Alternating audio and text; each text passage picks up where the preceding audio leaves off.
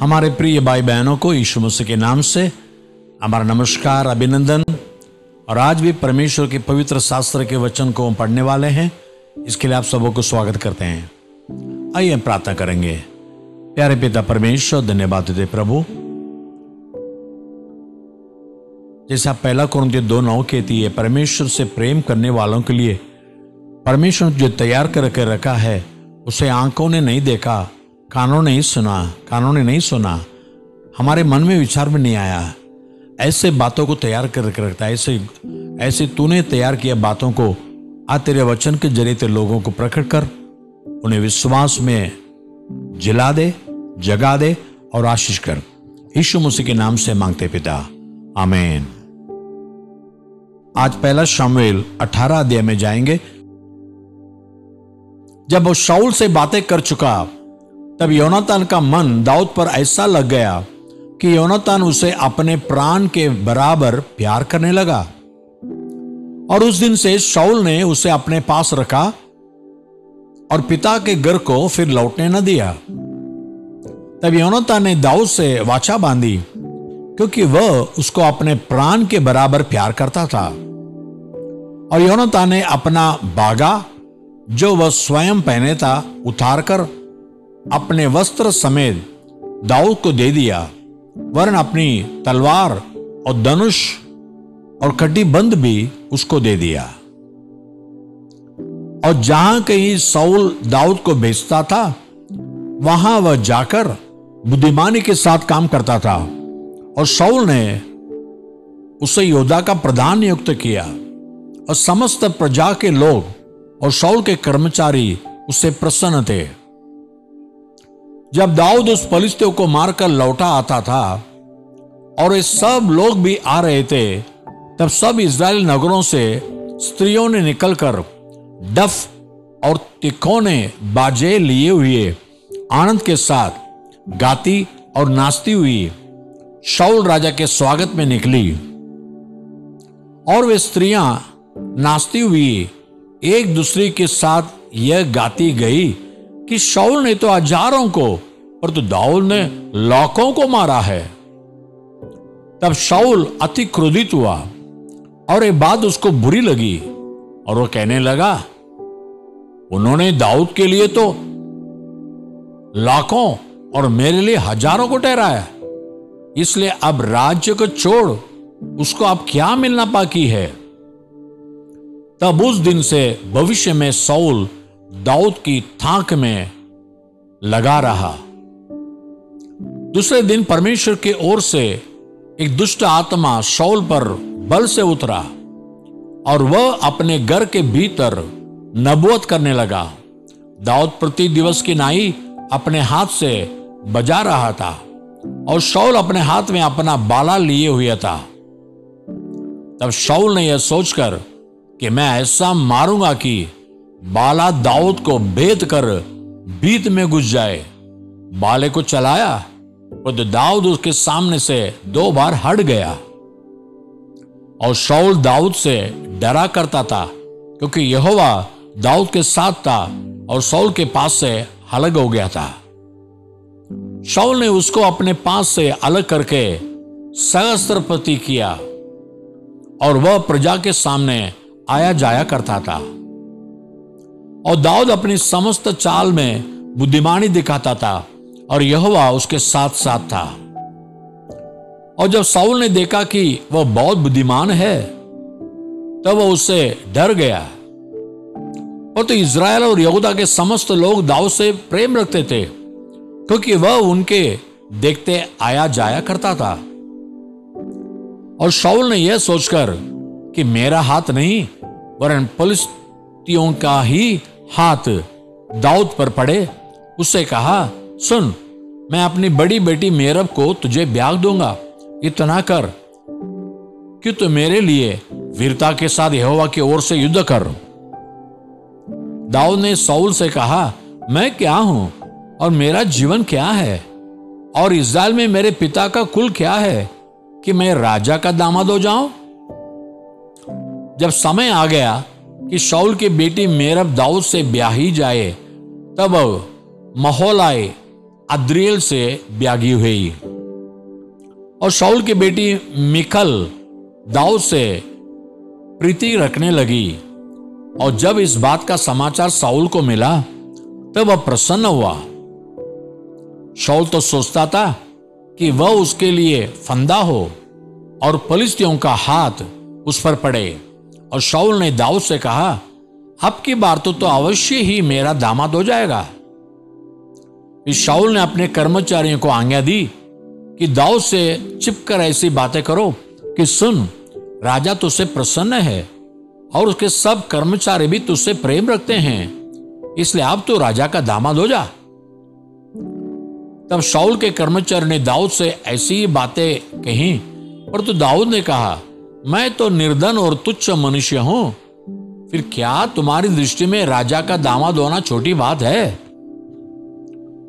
जब शाऊल के कर्मचारी ने उसे बताया कि दाऊद ने ऐसी ऐसी बातें कही, तब शाऊल ने कहा, तुम दाऊद से यूं कहो कि राजा कन्या का मोल तो कुछ नहीं चाहता, केवल फलिस्तियों की 100 खलड़ियां चाहता है कि वह अपने शत्रुओं से पलटा ले।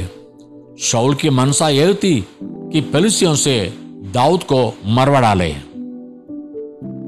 जब उसके कर्मचारी ने दाऊद से यह बातें बताई, तब वह राजा का दामाद होने का प्रसन्न हुआ। जब ब्याह के दिन कुछ रह गए, तब दाऊद अपने जनों को संग लेकर गया चला और फलिस्तियों के 200 पुरुषों को मारा। तब दाऊद उनकी कल्डियों को ले आया और वे राजा को गिन गिन कर दी गई, इसलिए कि वह राजा का दामाद हो जाए। और शाऊल ने अपनी बेटी मिकल को उसे ब्याह दिया। जब शाऊल ने देखा और निश्चय किया कि यहोवा दाऊद के साथ है और मेरी बेटी मिकल उससे प्रेम रखती है, तब शाऊल दाऊद से और भी डर गया और शाऊल सदा के लिए दाऊद का बैरी बन गया। फिर फलिस्तियों के प्रधान निकल आए और जब जब वे निकल आए तब तक दाऊद ने शाऊल के और सब कर्मचारियों से अधिक बुद्धिमानी दिखाई, इससे उसका नाम बहुत बड़ा हो गया। दूसरा थिस्सलुनीयों पहला अध्याय। पौलुस और सिलवानुस और तीमुथियुस की ओर से थिस्सलुनीकियों की कलीसिया के नाम, जो हमारे पिता परमेश्वर और प्रभु यीशु मसीह में है, हमारे पिता परमेश्वर और प्रभु यीशु मसीह से तुम्हें अनुग्रह और शांति मिलती रहे। हे भाइयों, तुम्हारे विषय में हमें हर समय परमेश्वर का धन्यवाद करना चाहिए और यह उचित भी है, इसलिए कि तुम्हारा विश्वास बहुत बढ़ता जाता है और तुम सबका प्रेम आपस में बहुत ही होता जाता है, यहां तक कि हम आप परमेश्वर की कलीसिया में तुम्हारे विषय में घमंड करते हैं कि जितने उपद्रव और क्लेश तुम सहते हो, उन सब में तुम्हारा धीरज और विश्वास प्रकट होता है। यह परमेश्वर के सच्चे न्याय का स्पष्ट प्रमाण है कि तुम परमेश्वर के राज्य के योग्य ठहरो, जिसके लिए तुम दुख भी उठाते हो, क्योंकि परमेश्वर के निकट यह न्याय है कि जो तुम्हें क्लेश देते हैं उन्हें बदले में क्लेश दे, और तुम्हें जो क्लेश पाते हो हमारे साथ चैन दे। उस समय जबकि प्रभु यीशु अपने सामर्थ्य दूतों के साथ धधकती हुई आग में स्वर्ग से प्रकट होगा, और जो परमेश्वर को नहीं पहचानते और हमारे प्रभु यीशु के सुसमाचार को नहीं मानते, उनसे पलटा लेगा। वे प्रभु के सामने से और उसकी शक्ति के तेज से दूर होकर अनंत विनाश का दंड पाएंगे। यह उस दिन होगा जब वह अपने पवित्र लोगों में महिमा पाने और सब विश्वास करने वालों में आश्चर्य का कारण होने को आएगा, क्योंकि तुमने हमारी गवाही की प्रतीति की। इसलिए हम सदा तुम्हारे निमित्त प्रार्थना भी करते हैं कि हमारा परमेश्वर तुम्हें इस बुलाहट के योग्य समझे और भलाई की हर एक इच्छा और विश्वास के हर एक काम को सामर्थ्य सहित पूरा करे, कि हमारे परमेश्वर और प्रभु यीशु मसीह के अनुग्रह के अनुसार हमारे प्रभु यीशु का नाम तुम में महिमा पाए और तुम उसमें। गिनती 22 अध्याय में 21 से लेकर पढ़ने वाले हैं। तब बिलाम बोर को उठा और अपनी गद्दी पर काठी बांधकर मोआबी हाकिमों के संग चल पड़ा, और उसके जाने के कारण परमेश्वर का कोप भड़क उठा और यहोवा का दूत उसका विरोध करने के लिए मार्ग रोक कर खड़ा हो गया। वो तो अपनी गद्दी पर सवार होकर जा रहा था और उसके संग उसके 2 सेवक भी थे, और उस गद्दी को यहोवा का दूत हाथ में नंगी तलवार लिए हुए मार्ग में खड़ा दिखाई पड़ा। तब गदही मार्ग छोड़कर खेत में चली गई। तब बिलाम ने गद्दी को मारा कि वह मार्ग पर फिर आ जाए। तब यहोवा का दूत दाख की बारियों के बीच की गली में, जिसके दोनों ओर बारी की दीवार थी, खड़ा हुआ। यहोवा के दूत को देखकर गद्दी दीवार से ऐसे सट गई कि बिलाम का पांव दीवार से दब गया। तब उसने उसको फिर मारा। तब यहोवा का दूत आगे बढ़कर एक सके स्थान पर खड़ा हुआ, जहां न तो दाहिनी और हटने की जगह थी और न बाई ओर। वहां यहोवा के दूत को देखकर गदही बिलाम को लिए दिए बैठ गई। फिर तो बिलाम का कोप भड़क उठा और उसने गदहे को लाठी से मारा। तब यहोवा ने गद्दी का मुंह खोल दिया और वो बिलाम से कहने लगी, मैंने तेरा क्या किया है कि तूने मुझे 3 बार मारा? बिलाम ने गद्दी से कहा, यह कि तूने मुझसे नटखटी की। यदि मेरे हाथ में तलवार होती तो मैं तुझे अभी मार डालता। गदहे ने बिलाम से कहा, क्या मैं तेरी वही गद्दी नहीं जिस पर तू जन्म से आज तक चढ़ता आया है? क्या मैं तुझको कभी ऐसा करती थी? वो बोला, नहीं। तब यहोवा ने बिलाम की आंखें खोली और उसको यहोवा का दूत हाथ में नंगी तलवार लिए हुए मार्ग में खड़ा दिखाई पड़ा। तब वह झुक गया और मुंह के बल गिर के दंडवत की। यहोवा के दूत ने उससे कहा, तूने अपनी गद्दी को 3 बार क्यों मारा?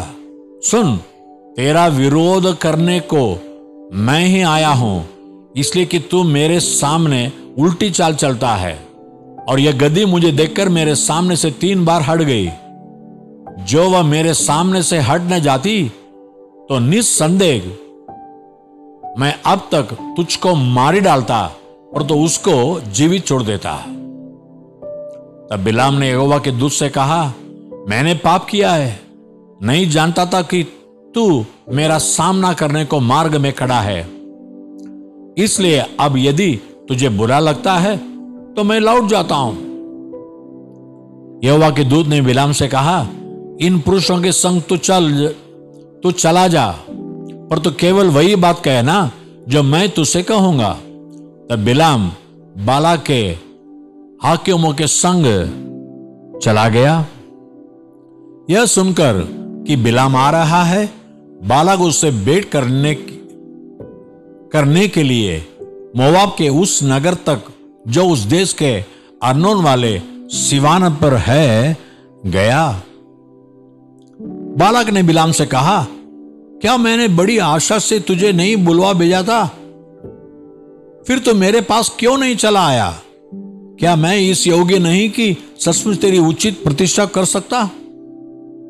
बिलाम ने बालाक से कहा, देख, मैं तेरे पास आया तो हूं, और तो अब क्या मैं कुछ कर सकता हूं? जो बात परमेश्वर मेरे मुंह में डालेगा वही बात मैं करूंगा। तब बिलाम बालाक के संग संग चला और वे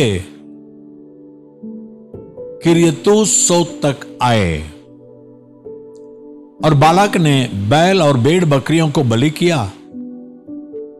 और बिलाम और उसके साथ के हाकिमों के पास भेजा। बिहान को बालाक बिलाम को बालों के ऊंचे स्थानों पर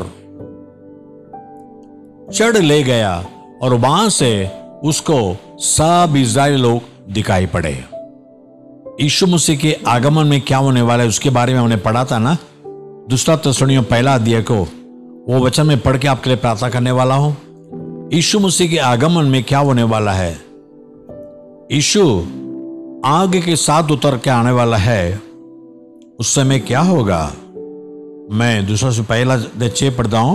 क्योंकि परमेश्वर के निकट यह न्याय है कि जो तुम्हें क्लेश देते हैं उन्हें बदले में क्लेश दे, और तुम्हें जो क्लेश पाते हो हमारे साथ चैन दे। और यीशु स्वर्ग से आएगा और जो परमेश्वर को नहीं पहचानते और हमारे प्रभु यीशु के सुसमाचार को नहीं मानते उनसे पलटा लेगा। 2 बातें यीशु करने वाला है। एक तो आपको जो क्लेश पहुंचाया, दुख पहुंचाया, आपको मारा, सताया यीशु मसीह के नाम के कारण, उसके बदले में उन्हें क्लेश मिलेगा, सताए जाएंगे। और आप जो क्लेश उठाए आपको चैन मिलेगा, आराम मिलेगा। और यीशु उनसे पलटा लेगा जो आज परमेश्वर को जानते नहीं है और यीशु मसीह के सुसमाचार को मानते नहीं है। आप ऐसा मत रहिए। आप प्रभु यीशु मसीह के सुसमाचार को मानिए और सच्चे परमेश्वर को जानिए, और किसी परमेश्वर के लोगों को, मसीह लोगों को सताए नहीं। प्यारे पिता परमेश्वर, हमें अच्छी बातें सिखाए। यीशु जल्दी आने वाला है, बादलों में आने वाला है और आग के साथ आने वाला है। आज मसीह के नाम के कारण, मसीह होने के कारण कितने लोग सताए जाते हैं, क्लेश उठाते हैं। उनको क्लेश के बदले में चैन मिलेगा। जो उनको क्लेश देते हैं, उनको सताते हैं, उनको वही क्लेश मिलने वाला है। और साथ में जो यीशु मसीह के सुसमाचार को नहीं मानते, परमेश्वर को नहीं जानते कहते हैं, उनका तो पलटा जरूर होगा। हमें ऐसा नहीं रहना चाहिए।